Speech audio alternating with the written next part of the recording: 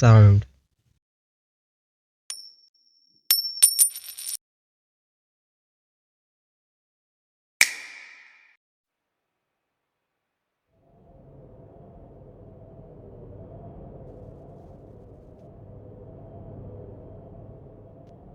ये ऐसी चीज़ है जो कि तुम्हारी वीडियो को यूनिक, इंगेजिंग, सिनेमैटिक बनाएगी। लेकिन यूज़ कैसे करोगे?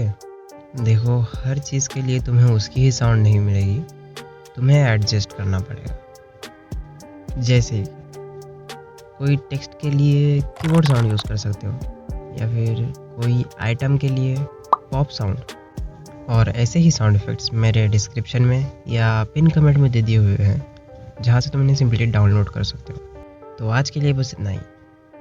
वीडियो पसंद आई होगी तो लाइक करो, चैनल पे नए हो तो सब्सक्राइब करो। मिलता हूँ मैं तुम लोगों को अगली वीडियो में, तब तक के लिए थैंक्स फॉर वॉचिंग।